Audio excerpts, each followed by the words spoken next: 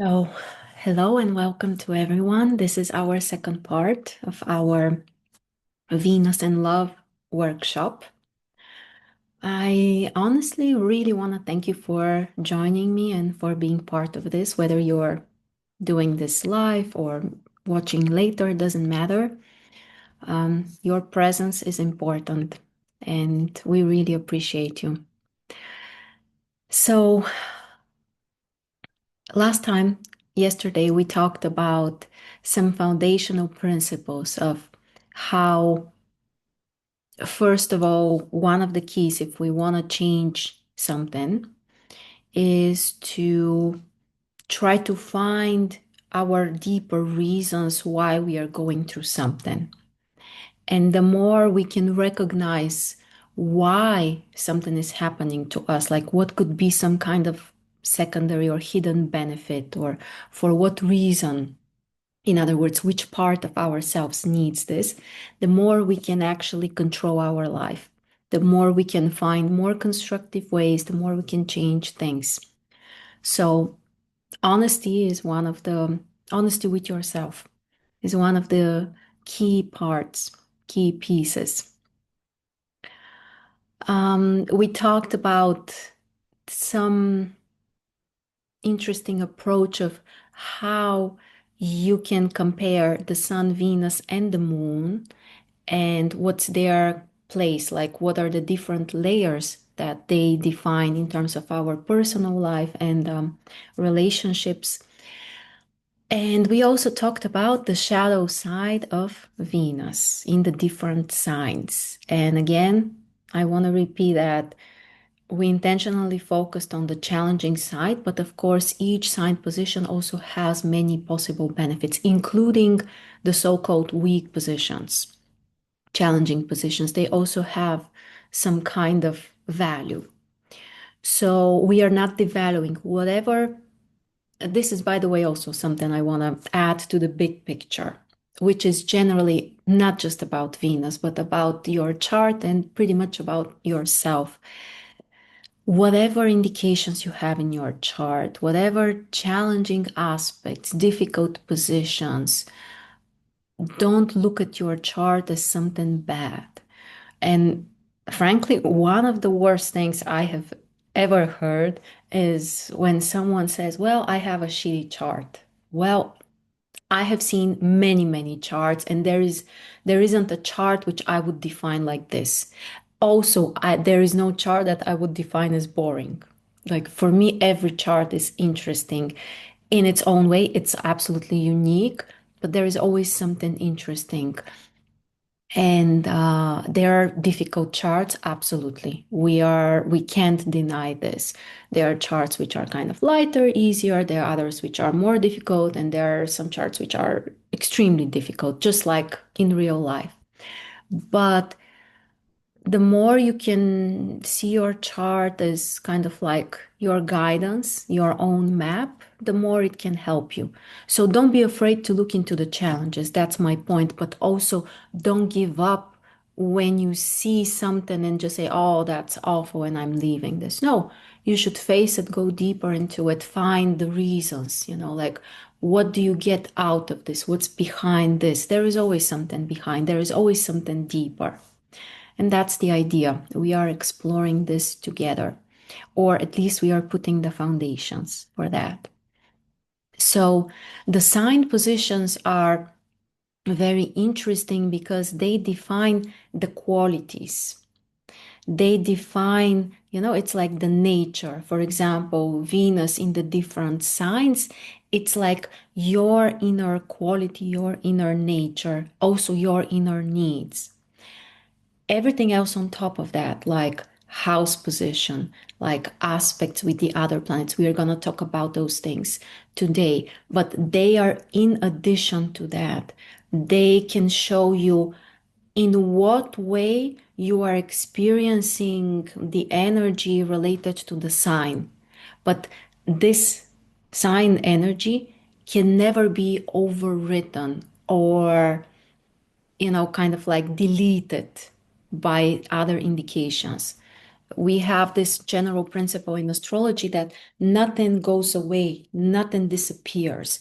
There could be contradictions between different indications. Very often that's the case. But everything has its own place. Nothing goes away. So the sign position is always the foundation. Yesterday, there was a question someone was asking. They have a conjunction between the moon and Saturn in Leo.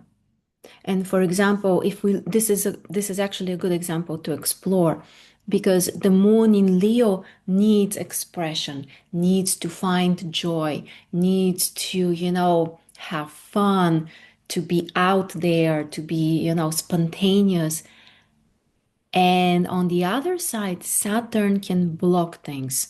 Saturn can suppress things. Saturn can make us very cautious to, wanting to control ourselves. So some of those things may not come out, most likely. But what's important to understand here, they don't disappear. They are somewhere within us, within this particular person who has such a conjunction. So the sign is always, yes, I was also looking at this when I was brushing my hair. I also saw, well, my t-shirt is, yeah, also in alignment with our process. Yeah, good eye. So this is important to know, to keep in mind the signs. They always put the foundation inside of us. The other things, aspects, house positions, they are more about how is this expressed, in what way. Especially the houses, they show us in which life area, and also kind of like in simple words, is it easy or is it more challenging in the outside world? But the sign is always closer to the deeper layer within you. It's always something more internal, always something more foundational. So when we look at this, especially when we try to see them together, the sun is our deepest true essence. Venus is also something very internal, personal, but not as deep as the sun. This is more about our desires. And the moon is the final layer of how we express this and how much we kind of like put out there, in what way, and so on. And the three all together can already, yeah, show us a lot.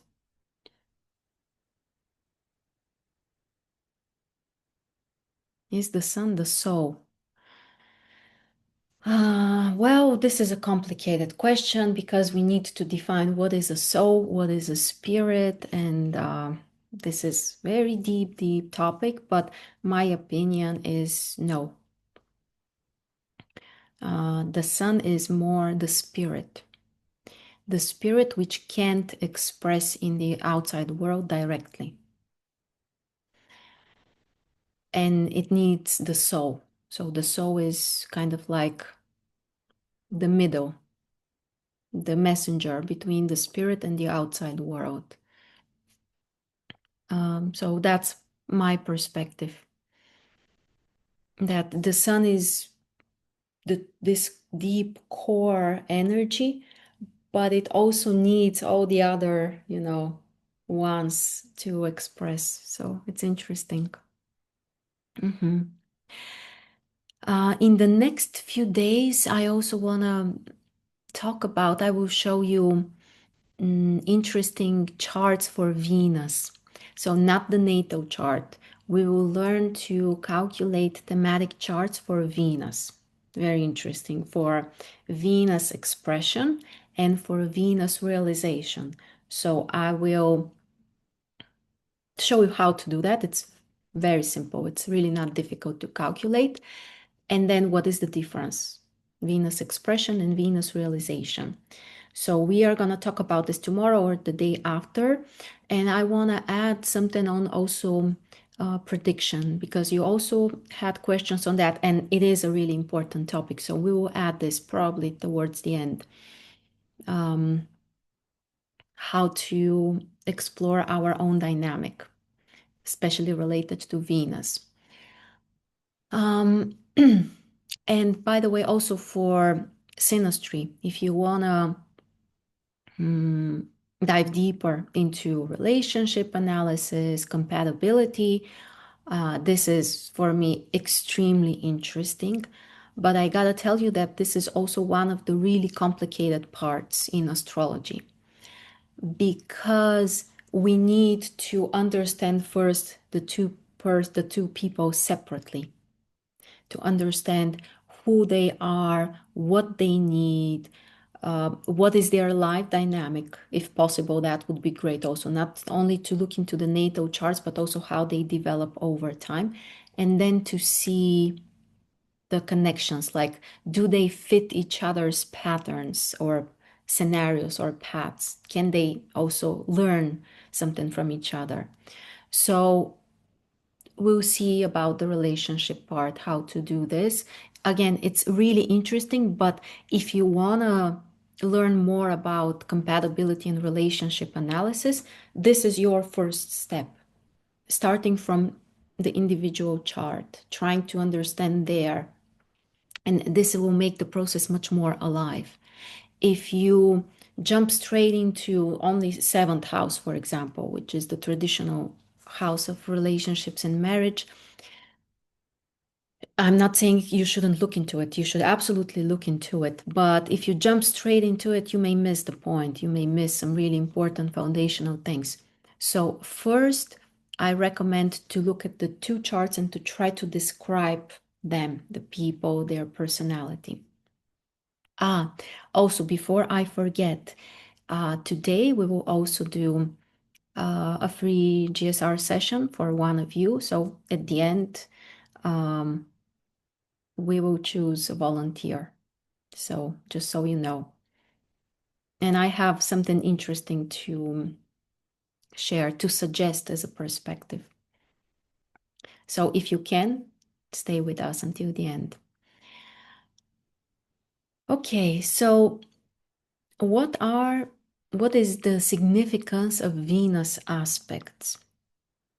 Generally, what are the aspects? The aspects, they show how different parts within ourselves communicate with each other. That's the inner interpretation. In the outside world or in the actual chart, those are certain degrees that have a specific energy that brings specific type of interaction between the planets. Supportive, kind of like in alignment, or in a conflict, or different combinations of that. But from the inner perspective, like how does this affect us? It represents different needs, different roles, different energies, and their interaction with each other. So, which parts within ourselves are supporting each other, and which might be in some kind of conflict, and which could be generally, separate from each other. So, of course, the aspects are very important. The first thing I would recommend is to check for conjunctions. If your Venus has a conjunction with any planet, this will always be the most important aspect for Venus. Also, conjunctions with the lunar nodes are maybe even more important than the conjunctions with the planets. This is more specific, it won't apply to everyone, but if you see it or if you are one of those people, then Venus is kind of like, part of your life path. If Venus is around your south node, then in the past, this energy has already been developed, which doesn't necessarily guarantees that it's in a harmonious way, but it shows that foundationally, Venus, the need for love, for beauty, for something aesthetical, to connect, to be together with someone. This is part of you and has been something really important for you. Here, there could be different variations, of course, depending on the signs, but initially, this is a very strong Venus. Here, the tricky part is that if it's the South Node, then it's also the past, which means that you have a next step to make. And in this case, Venus may play a bit of a tricky role, especially later in your life if you stay too attached to this. For example, I don't know, like some kind of standards, let's say, about beauty or about the perfect partner or something like that. You may need to change this or you may need to outgrow this. And if Venus is in conjunction with the North Node, then initially this Venus is weak. Initially, this Venus is not that developed. Or the other option, sometimes by exploring the whole chart, we may see that it's not that Venus is so weak, but there is like a next step for you to master. So in every case, you need to outgrow yourself in this area. And Venus is about love. So the general thing, kind of like universal, if Venus is in conjunction with the North Node, is we need to learn to love ourselves first of all. And then generally, to learn to love and to find what we really like. What do we really love? To be able to make a choice, to evaluate, to be able to evaluate from our own personal perspective. Venus is not only related to love and relationships, but also to our values. What do we value? And we can also explore it from this perspective.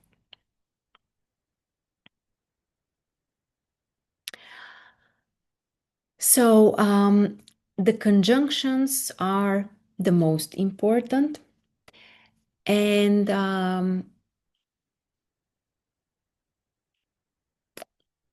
if we are gonna, define their level of significance, even though I'm not sure if it's actually needed, because if in your chart you have, I don't know, Venus in conjunction with Mars, this will be your important aspect. But generally, the really important ones are conjunctions with the outer planets. Uranus, Neptune, and Pluto.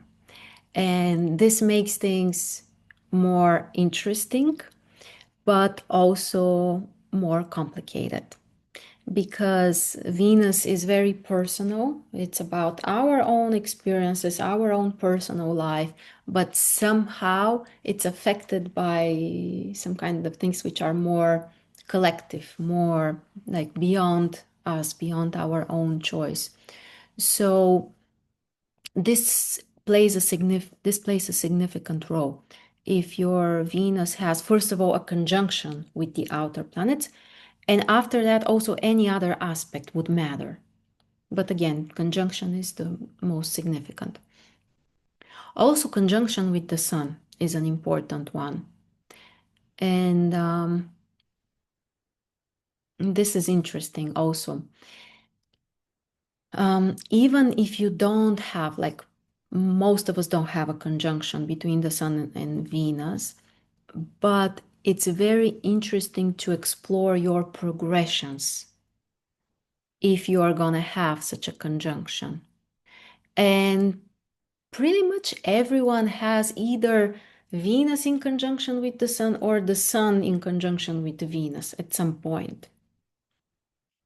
It could be with the natal positions, but it could also be in progressions between the two planets.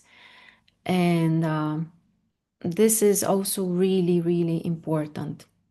What is the meaning of the Sun and Venus together? It's about some kind of deeper alignment between things that you really love and are important for you personally, and also the chance to really connect to this and explore it not just to kind of like want something, to dream about something, but to be able to get in touch with this, to really experience it. This doesn't guarantee that, everything will happen miraculously and you don't have to put any effort. This is far from the truth. But there is a chance. It's like, you have a corridor and you can walk this path and you have the chance to find something that you are more in alignment with, that will resonate, that you would feel like you love and like. Often this could be in our personal life with other people, with partners, but sometimes could be other things as well. Something you are passionate about, some kind of art or anything else that you would kind of like, you connect to from the heart. So the Sun and Venus is also a significant aspect, the conjunction. Interesting fact, by the way, which honestly I was surprised when I heard about this, which is the most common aspect among all people. So statistically, if we calculate all of the possible aspects, if we consider how long, they stay on the sky and all of this. And this statistical analysis shows that the most common aspect from all of the possible aspects, from all of the possible planetary combinations, is semi-square between the Sun and Venus, the 45-degree aspect, which is the largest possible aspect between the Venus and the Sun. Why is this the most common aspect? Because at some point, generally, Venus and the Sun have pretty similar speed. The sun speed is always 1 degree, plus minus 2 minutes, so very stable. Venus, usually when it's fast, it goes up to 1 degree in 20 minutes. But sometimes Venus gets retrograde, so it slows down. And at some point around the 45 degrees, because this is also a point of turning retrograde sometimes, it happens that, their speed aligns. And that's why for a long time, they keep moving together, keeping this 45-degree aspect. That's why many people have this aspect. And it's an interesting aspect. For example, I also have it. And in progressions, you may also have it. And this is important to check how long it's going to last, because it may last different times. In some charts, in progressions, such an aspect may last for 50 years. Sometimes it could be shorter. Sometimes it could be like 15, 20, but it's always a long one. And this one, so why I'm saying this, even if you don't have it, the chances that someone around you, someone you love, someone close will have it is really high. So that's why it's worth it to think about this aspect and to try to, understand it, to feel its nature. It shows some kind of inner conflict. It shows some kind of challenge. And I'll try to explain how or what is it related to. This, Venus defines our preferences. What do we like? So, generally, about people, partners, but also in life, like what kind of music you like, what kind of art, what kind of clothes. Generally, Venus is related to this, like, what do I like? But what's even more important is that the planet which makes the choice is the sun. Venus is just metaphorically saying, I like this, or I would like that, or, this is my value. But the sun is the planet which says, okay, that's what I'm choosing. And ironically, when the sun and Venus are not in alignment, it might be difficult for us internally to choose and stick to the things that we want and like. And it can sound like a paradox, but that's the reality. So if you have it, or someone you're trying to understand better has it, you should always consider this, always keep it in mind, that it's one thing to like something, to want it, and it's another thing to actually choose it and to stick to this and to stay. There could be different reasons for that. Sometimes, you just don't allow yourself to have what you want. There could be many, many reasons behind this.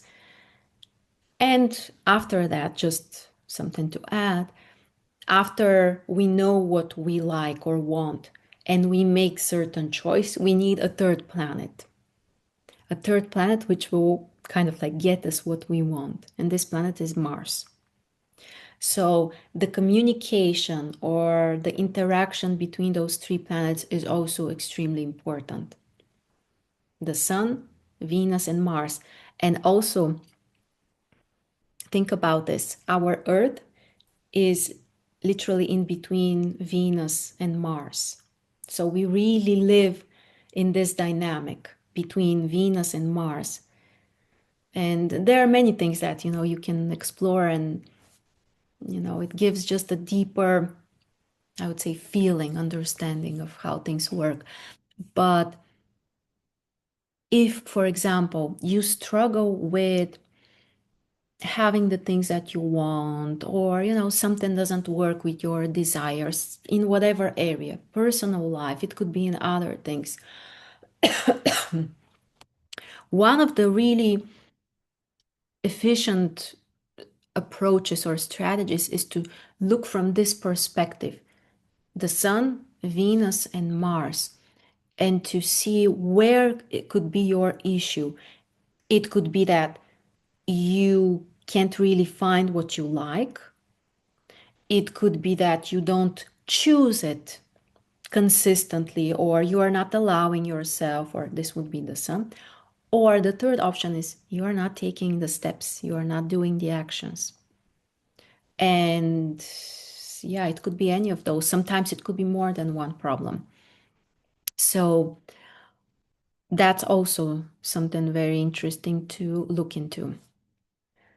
Where did I start from? Why did I got so carried away? Yes, Venus and the Sun. That this is the most common aspect. The other aspects. So if you don't have a conjunction, most of us won't have a conjunction between Venus and other planets. What you can do is check which is the most exact aspect with the smallest orbis. This will be your most important aspect.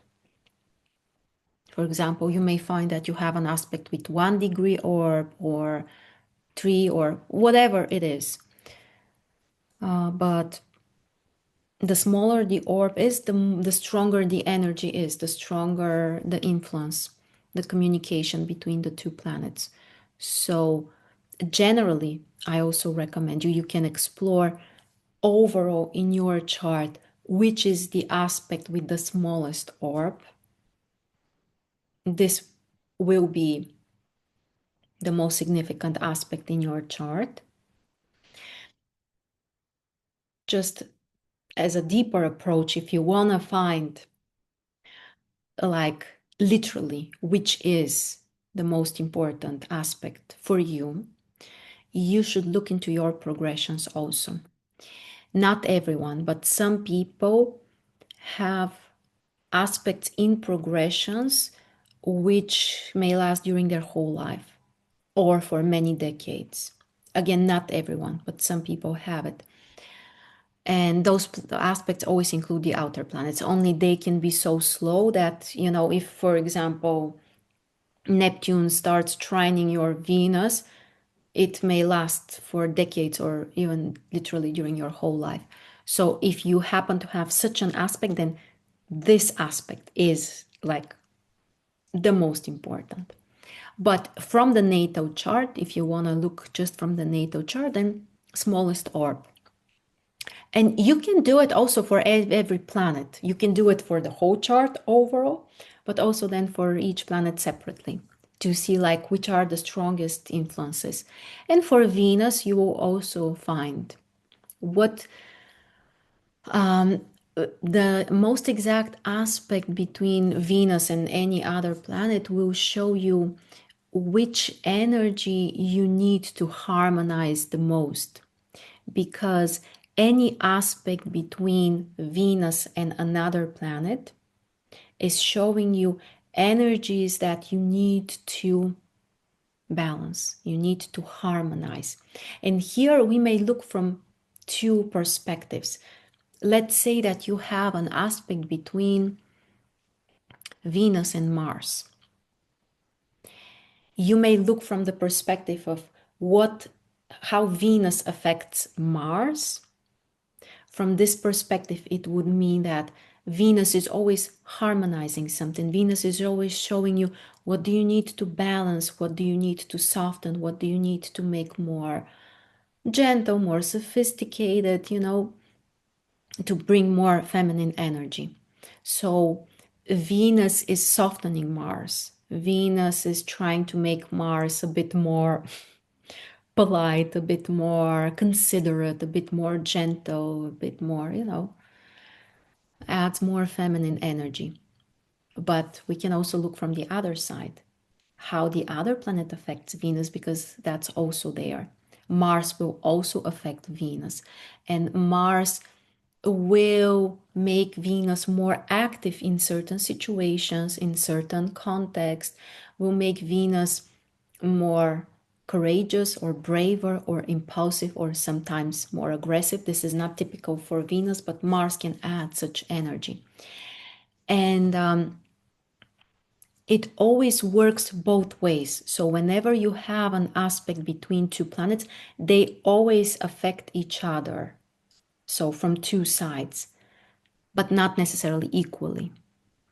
And to define which will be stronger, we need to define which planet is stronger, mostly by the sign position. Sometimes the house position can also help us. For example, Venus now is in Libra, Mars right now is in Scorpio, so now they're equally strong. But let's say that, whatever, Mars is in any other sign, Mars is in Gemini, for example. Venus will be stronger because Venus is in her own sign. And if right now Mars is in Scorpio, but let's say Venus is in Virgo, Mars will be stronger. So you can evaluate the strength of the planets in order to see which one will dominate. Even, by the way, this is interesting, and I think that sometimes we miss this. Even for aspects like the one we mentioned earlier, the moon with Saturn, we usually look from the perspective of Saturn affecting the moon, bringing some kind of limitations or some kind of control, or the need to keep something inside, not to let it out, and so on. So we usually focus on Saturn's influence over the moon. But it also works in the other direction, and we can often miss this. The moon is also affecting Saturn, and the moon is also trying to, soften Saturn's edges, and this adds stress for Saturn. And this can also trigger, even more desire for control and so on. So the two planets are always kind of like, affecting each other. I'm thinking about the outer planets. There it could be different. There the situation is more complicated. If Venus, for example, is trining Neptune, it's not so literal, so it won't be such an equal type of, influence, but Venus will be adding something more personal. Yeah, that's an interesting perspective. Imagine this. Venus trining Neptune. So Neptune will make Venus even softer, more gentle, more empathetic, more dreamy, sometimes sentimental, and all of those things. So Neptune will add this energy. How can Venus affect Neptune? we may add something more, especially Venus is strong. This will be, this will apply if Venus is strong.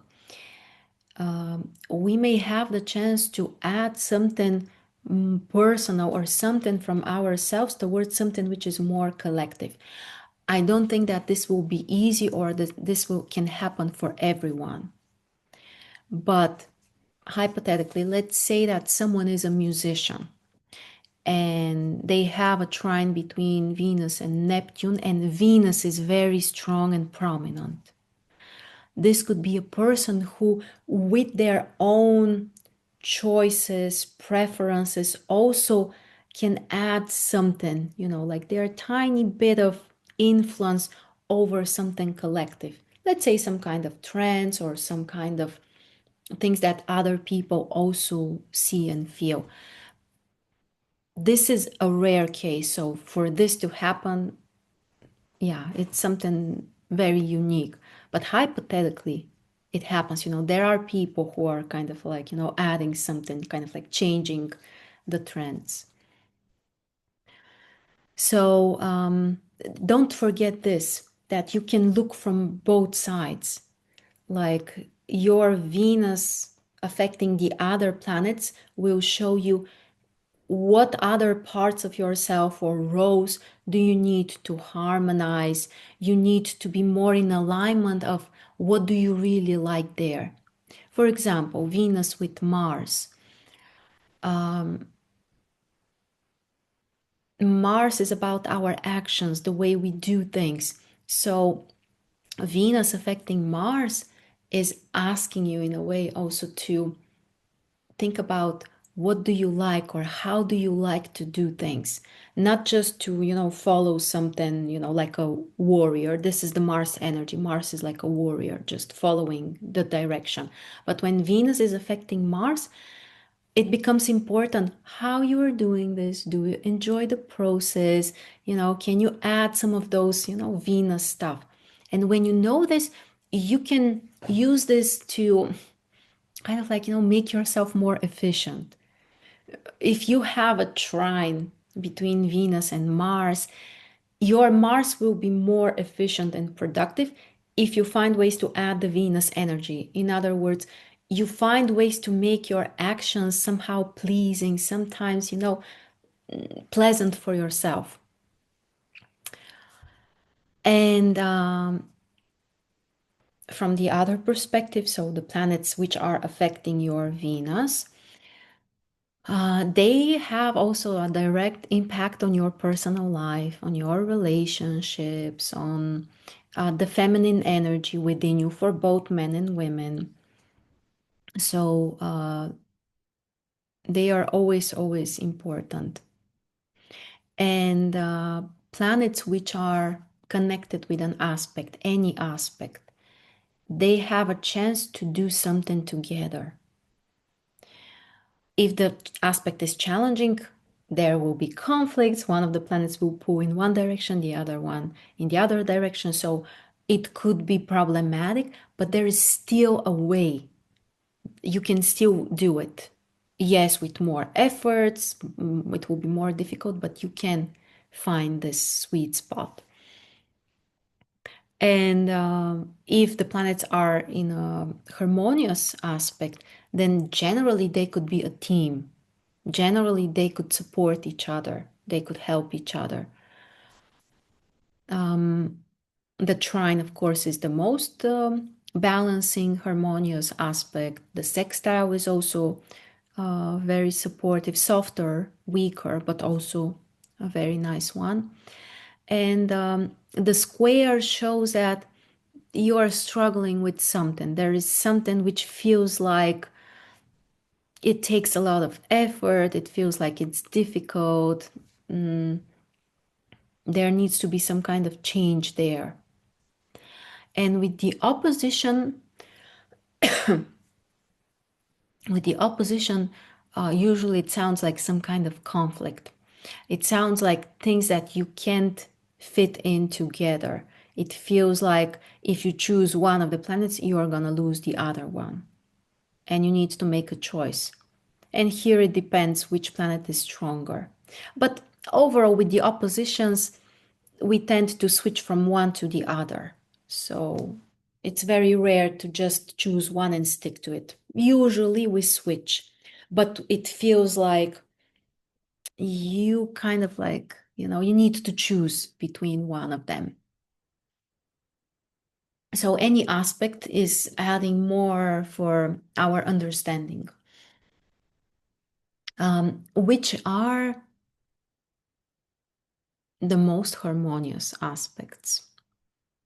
Let's try to look from this perspective. This is also essential.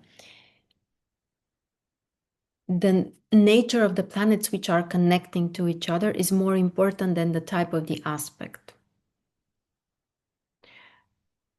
For example, aspect between Venus and Jupiter is never really destructive. It could be problematic, yes, square opposition may lead to some kind of inner conflict, but it's not destructive. And on the other side, Venus with the outer planets is always making things one level higher, one level more complicated, because your own desires, your own values, your own personal experiences somehow will be affected by external factors. Other people, usually some kind of processes that most likely you don't initiate yourself, but somehow they end up affecting you, because the outer planets are collective. They always represent bigger processes that affect all of us. And some of us are active participants, others are more passively just, being affected. But generally, the stronger the impact of the outer planets is in your chart, in a way, you may say that the less personal choices you have, the more you, and this is not necessarily a bad thing. People with some kind of vocation or more general purpose in their life, they don't live for themselves. They kind of like are fulfilling something which is bigger than themselves. And this is always represented by the outer planets. So, in a way, you may say that those people also have less personal will, at least on an obvious level. They are just part of those things. So, in every case, this would be an interesting perspective to check, does your Venus have aspects with the outer planets? Any aspect with any of the three planets. More or less, this will, if you have such an aspect, this will indicate that your personal life is affected by external things, external processes. And here you need to explore. Of course, it depends on the type of the aspect. It could be in a more harmonious way, it could be in a more problematic way, but somehow you need to work on this, how easily you are affected. Maybe you can work more on your inner stability and you will learn to navigate those energies. So the point is not to cut those connections, but you may learn to be more in alignment with them and not to be so easily, like shaken all over from such energies. Or you may even find ways to fit in some kind of important constructive processes, which can also kind of like lead you somewhere like a wave. So it's also very interesting. So check if you have connections with the outer planets.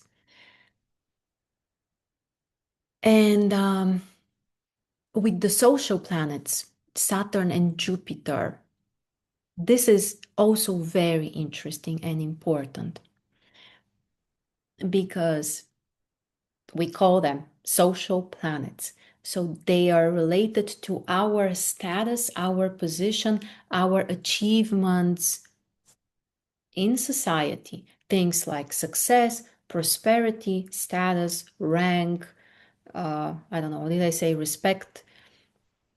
Those things are related to Jupiter and Saturn.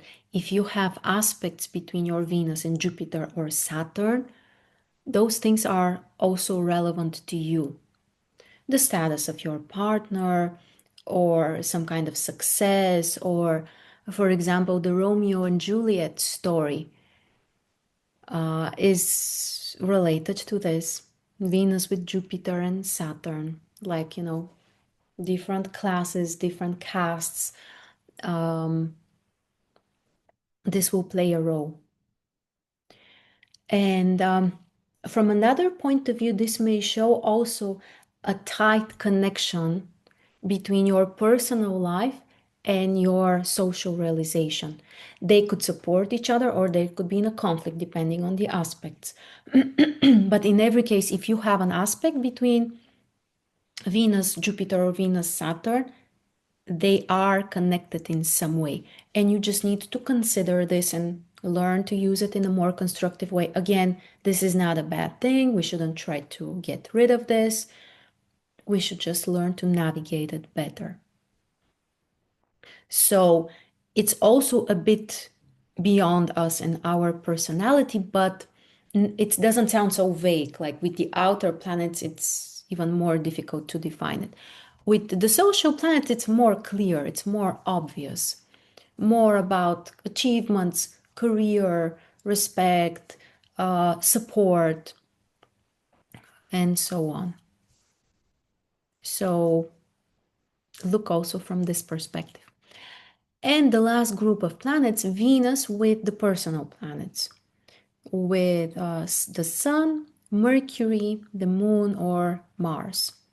In a way, those are simpler because they are personal. So they show more things that are within yourself. So with the other that we just looked into, Venus with the outer planets, Venus with the social planets, those are things that are more related to the external world. So the external world and your personal life.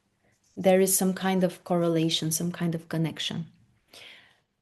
The other side, on the other side, Mars, Venus, Mercury, the Sun, those planets are personal. So they will show, such aspects will show more like purely internal dynamics. So in some way, we might say that they could be easier to handle because on average, it may feel like they're more in your control. It may still take some time, work, but overall, it's easier to recognize them as under your control. What's the tricky part here? We don't always see it this way. For example, if you have, let's say, a square between Venus and Mars, if you don't give place to all of those energies within yourself, you might see it like, well, other people are confronting me, or other people are doing something, or they are provoking the conflicts, or they are being this and that. When this happens, it means that we are not able to recognize all of those energies within ourselves, which is also normal. So we shouldn't blame ourselves, beat ourselves up. But the more you can find it, for example, let's say classical example, a woman which is generally more Venus type, more gentle, more feminine and all of this. If she has such an aspect and she doesn't recognize her Mars, she may attract partners who can be sometimes aggressive or very jealous or something like that. What would be the solution here? She needs to tap into this Mars energy. She needs to find this Mars energy within herself. Then the dynamic in the outside world will change. So my point is that even with those inner planets, sometimes it might be difficult to see that it comes from us, but it really does come from us. And it's easier. It's easier to learn to recognize that, that's just me. I need to find why I'm doing this and to give place to the different energies and find ways to work with all of them, not to suppress them. So from this point of view, those Sun, Mercury, Moon, Mars aspects are kind of easier.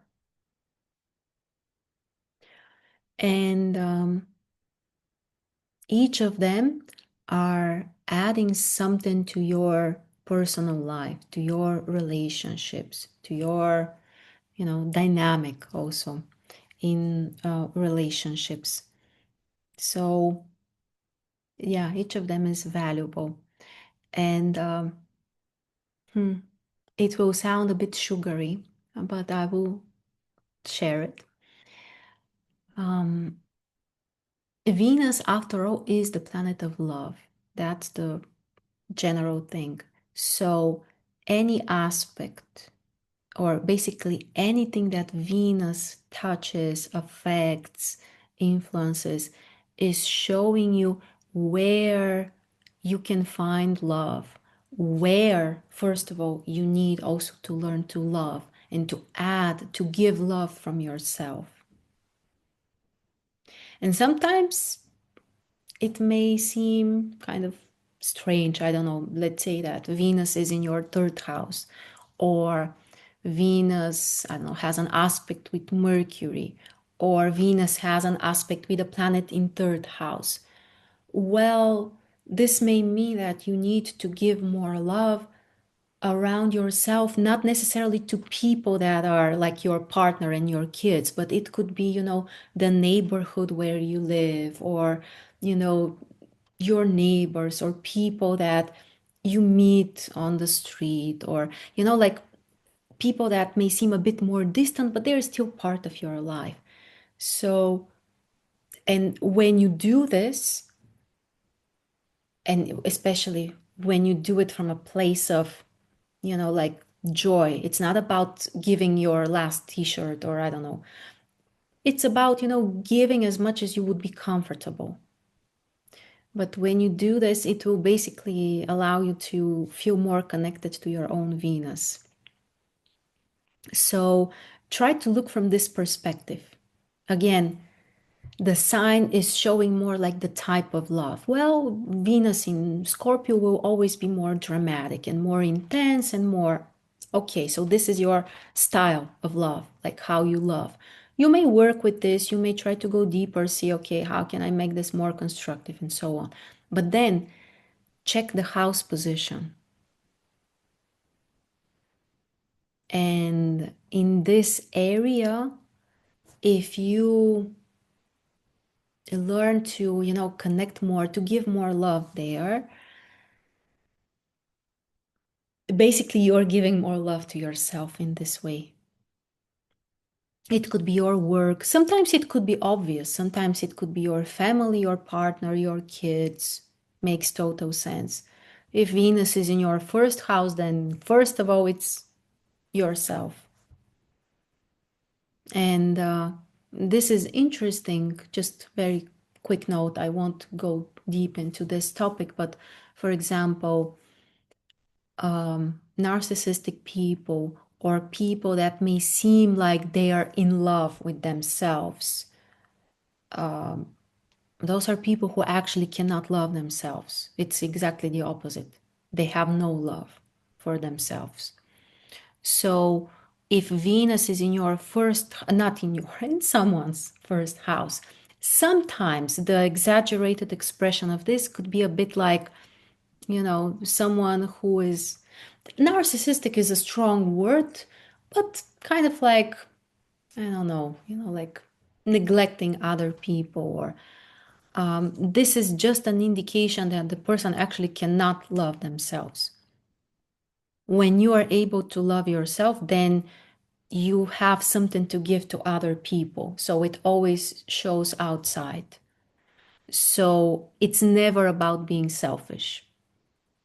We shouldn't think that, oh, if I love myself, or if I focus on this, then I will become egocentric or selfish. It's exactly the opposite. We are selfish when we don't have enough love for ourselves. So the house position will show you in which area you can practice, you can get in touch with this love. You may search for this intentionally, like literally, such life areas. which is also great. Sometimes, in the old astrology books, you may read that the house may show you where you are going to meet your partner. Sometimes this can also be true. My Venus is in fifth house, and I have met my two partners on some kind of celebrations and parties. So, yeah, I can confirm this. I can't guarantee you that it's always the case, but it's a good thing to explore if you are searching for love. Like, it's worth it to, you know, go in such places and, locations or something which resonates with the energy if you're searching for love or a partner. And then for the aspects, you may look from this like, where can I, give more love if I want to find this love more within myself. So you don't have to do all of this at the same time. For example, if your Venus has many aspects, sometimes, you can do it all at the same time, but find something that resonates, find something that the most exact aspect, or something that you also feel, like an inner impulse. Don't push yourself. You shouldn't push yourself for those things. But yeah, this is a very interesting approach, how to find love. And this is about finding love within ourselves. Okay, let me see if you have any questions.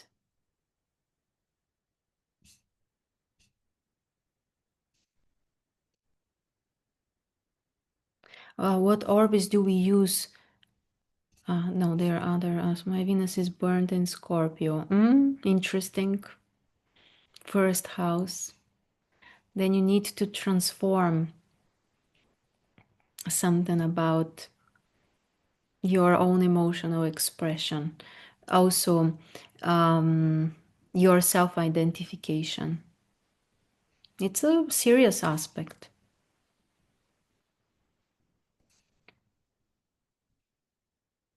I believe I had a Venus realization today. You may share with us if you want to. We would love to hear your realization. Someone who has Venus, North Node, Pluto, and Mercury all in Scorpio. Wow, that's a big one. Because Pluto here will be very strong. So it's not like this, for this, it's a very complex combination. And so here the mind needs to be activated. The person needs to learn to recognize their own desires, their own sometimes destructive impulses. Then to learn to have control over this. So the mind here will play a huge role because Venus is weak in Scorpio. Mercury is okay. And Mercury actually can be very strong.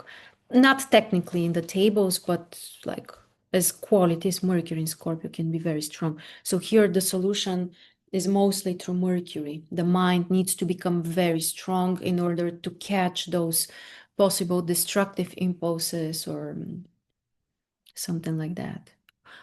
It's a very interesting combination. For the orb, um, well, the standard orb is 5 degrees for Venus, with the outer planets for sure. With Saturn and Jupiter, a bit more. Saturn and Jupiter, I would take like 7, 8 degrees. With the Sun, more. With the Sun, if it's an applying conjunction, then 17 degrees. If it's separating, then 12 degrees. With the Moon, around 10. But the other thing is that if we talk about conjunctions, I'm usually a bit more generous. So even if, technically the planets are not within the strict orb, but let's say it's 1, 2 degrees away, I would still keep it in mind. The larger, the bigger the orb is, the weaker the influence will be. But even if you have a planet which is around 8, 9, 10 degrees away, it's still close enough. So, yeah. But the closer they are, the stronger the connection is. I have this with Mars conjunct the Sun, which Venus or what?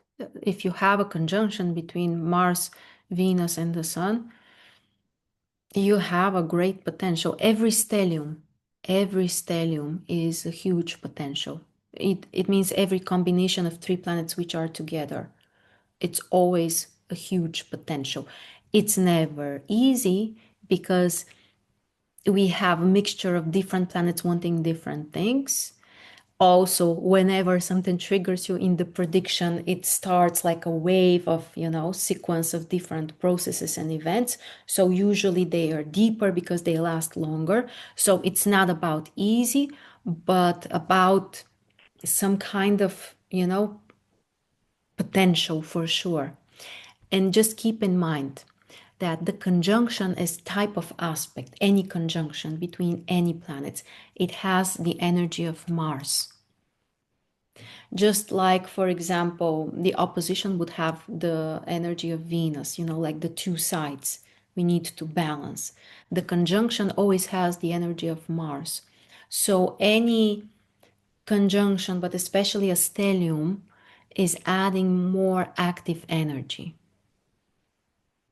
So whatever this is, wherever this is, it can be very difficult, yes, but it's always a potential.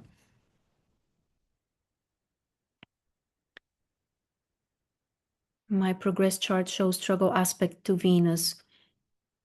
We are all like this. I gotta tell you that at some point, it's guaranteed that in your progressions, you are gonna have difficult aspects. That's just life. So I'm not looking at this as something negative. It's just part of life. Just like the harmonious aspects, also. Just phases, different periods, different lessons. But we should understand that, this is normal. There is no other way for things to be.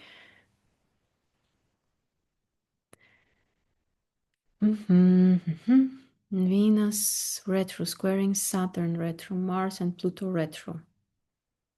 Conjunct the North Node retro. The North Node is normal to be retro. And Moon trine Venus. Okay, that's a mixture. Yeah, that's a lot. Many energies need to be balanced then. Saturn, Mars, and Pluto are on the strong side, and Venus and the Moon are more on the soft side. So you have like two corridors, you have two directions.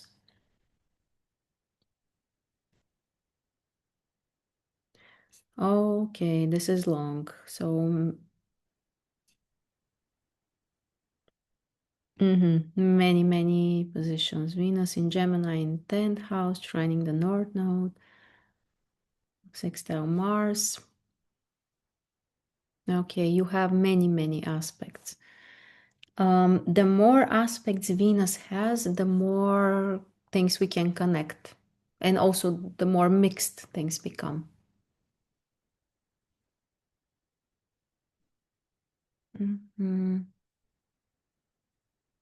I get joy when I'm out there in the career world, showing up, giving love.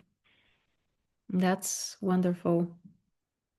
I also like it. My Venus is trining my MC and my planets there, so I also love it. Venus opposite Pluto.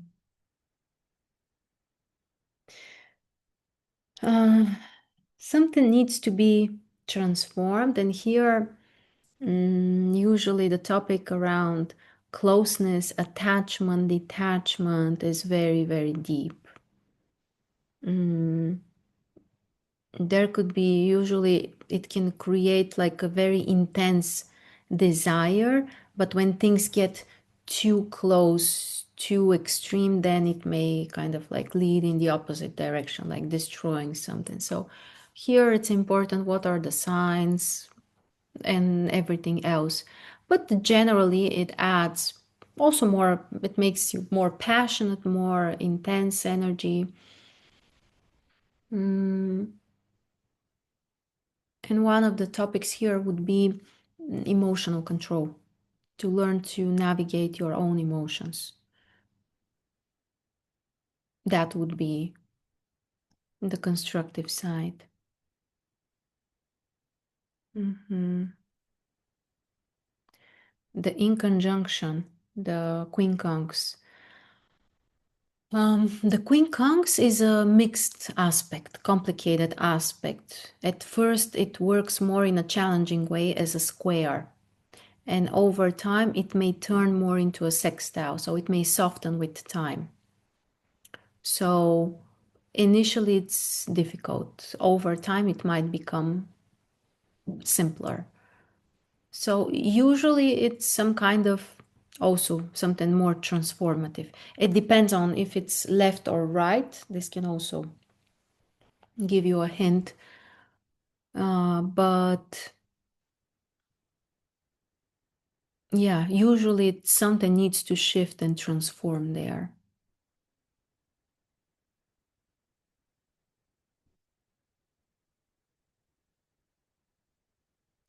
Venus, Mercury, and the Sun in Capricorn in second house. A very strong connection to the material world and need for stability. A very strong need for stability and to feel the ground, to feel connected to material things, to have some possessions, to feel like you have something. This will give you some sense of self realization or even like self identity, some kind of deeper understanding about yourself, but it may work in the other way around. If there is no clear self-identification, there could be some struggles in the material stuff. But in every case, the connection to the material world is very important. The Venus realization. With my Venus in Gemini and Sun in Cancer, I realized that I attracted partners who didn't really satisfy my deep need for connection, intimacy, creating trust, safety, and the desire to create vulnerability. I attributed this to my focus on making decisions more from the mind. In the end, it amounted to the same feeling of being. Sorry, I lost the comment. Same feeling of being deserted on an emotional level, but in truth, I was deserting myself and my deep emotional self. That's a good one. That's a good realization. Yeah. One of the most difficult things, but also rewarding things, is if you have had difficult experiences, difficult relationships, to ask yourself, why did I do this to myself through this person or through this process? Like, what was my part there? And it's not the idea to blame yourself. It's not the idea, this is never constructive, but to see, like, what was your part there? Like, what did you get out of this? So it's always great when we recognize that something has been like a deeper choice that we needed and we made. Such realization sometimes can be very difficult to process, I gotta tell you. But after that, it reveals a huge resource. So I think that this will be all for today. But actually, I want to add one more thing. So we will do um, the GSR session for one of you, just like I'm planning to do for the next couple of days. Again, I'm reminding you, tomorrow we meet at the same time, 1 p.m. Eastern US time. One thing which generally I want to add is a universal advice to everyone, but especially to women. One of the universal answers, solutions, if you want to improve your personal life, your love life, whether you are already in a relationship or you want to find a partner, whatever this is, one of the foundations to get there is to learn to love yourself, which could be a path. So, this is something that may take some time. But one of the keys to start this process to get there is by how you connect to your own body. How do you feel about your own body? And very often we have all the stuff that you can imagine, criticism, judgment. Sometimes we may hate ourselves. There could be very toxic energy. This is one of the initial steps I would recommend if you want to start doing something in reality. Like if you want some kind of, like concrete recommendation, like where do I start from here and now? Especially if you don't have a partner, especially then. The first recommendation is not to go to, I don't know, the clubs, the libraries, and you may do this, but before that, it's your attitude towards your own body and how you feel about yourself.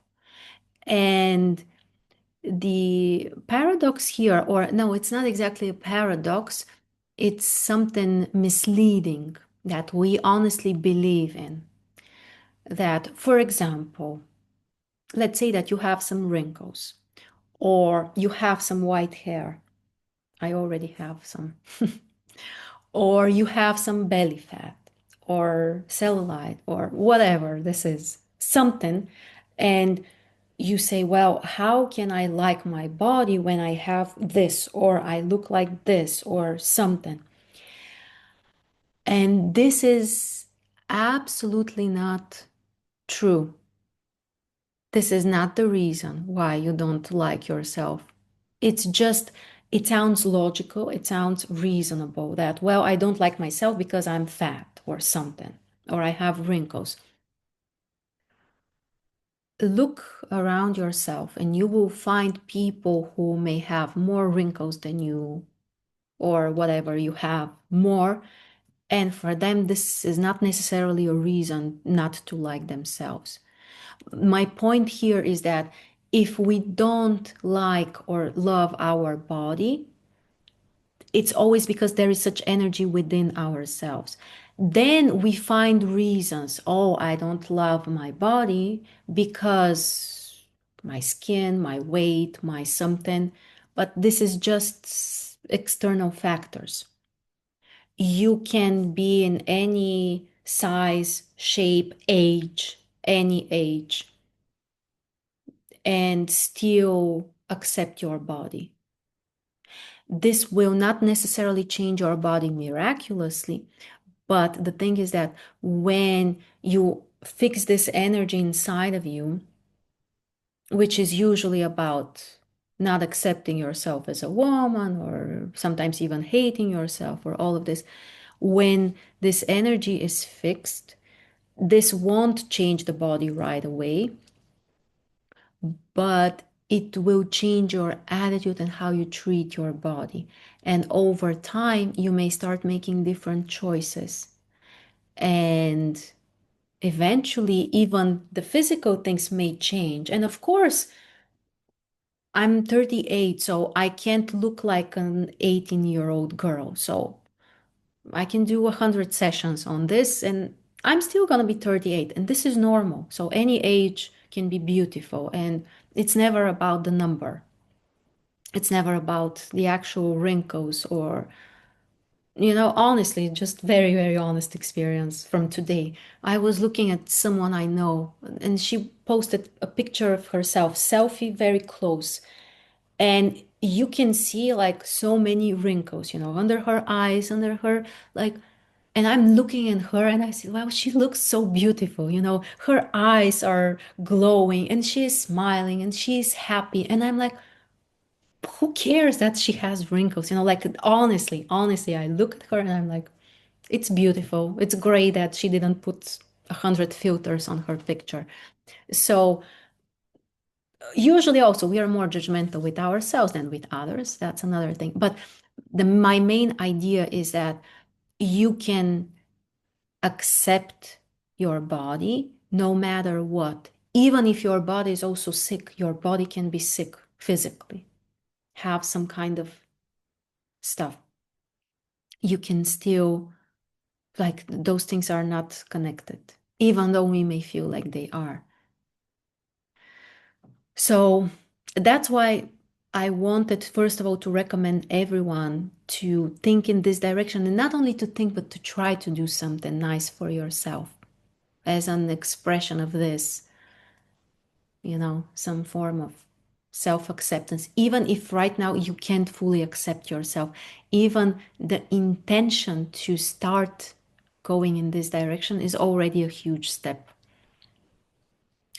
And also, I want to suggest someone, like, I would like to do a GSR session now for someone who basically feels bad about their body. There is something that generally you just feel like you don't like you, or you don't accept your body. So if you feel like this, you can write in the chat. Again, we are working personally, so it's not public information.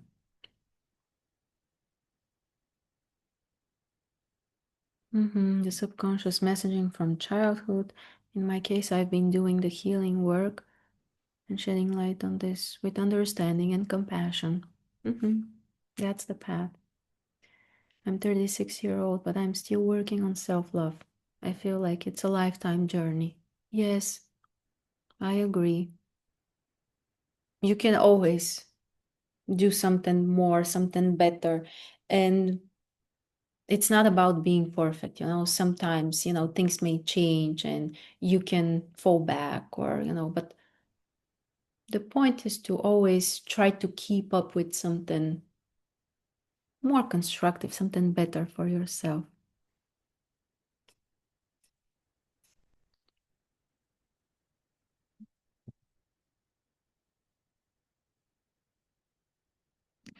Work with our body, like getting massages. Um, you can do anything which you feel like will be an expression of accepting yourself, of taking care of your body. This is very interesting. I have had clients who are practicing some kind of sports. I don't remember exactly, gym or something like that. And they were traumatizing themselves, like literally injuries. And when we explored, okay, what happens, like why you are doing this? And the woman was like, I hate my body. That's why I go to the gym. When you go to the gym because you hate how you look, usually you don't get good results. Sometimes you can literally injure yourself, but even if you don't injure yourself, it's not a constructive energy. So this is very important. What's the energy you put into things?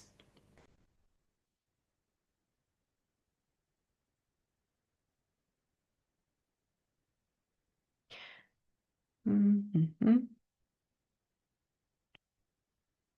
Okay, I see some shares. So, do we have a volunteer? Is there anyone who wants to work on their feelings of not accepting their body, or feeling bad about something in their body, or anything around this?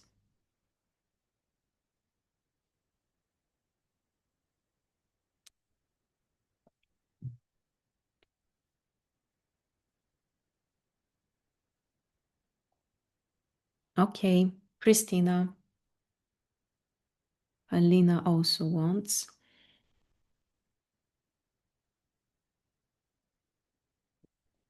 Mhm.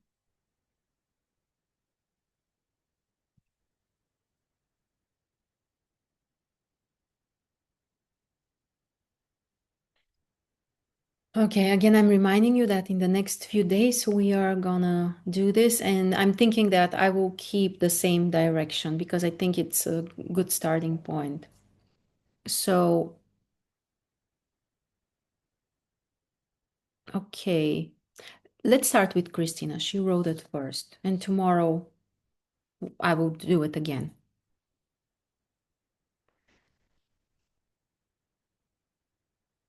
Okay,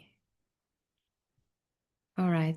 So, Christina, I hope you have time. Can you please text me now to figure it out? And yeah, I wish you all great transformations today and tomorrow also, at least part of the day. The moon is in Scorpio. So the energy is intense. It may feel quite heavy, but it's also a great time to go deeper into something, like to find something that is hiding somewhere but affecting you. So it's great for transformation. And tomorrow we will continue with our journey. So thank you so much for joining me in our Venus adventure, and see you tomorrow.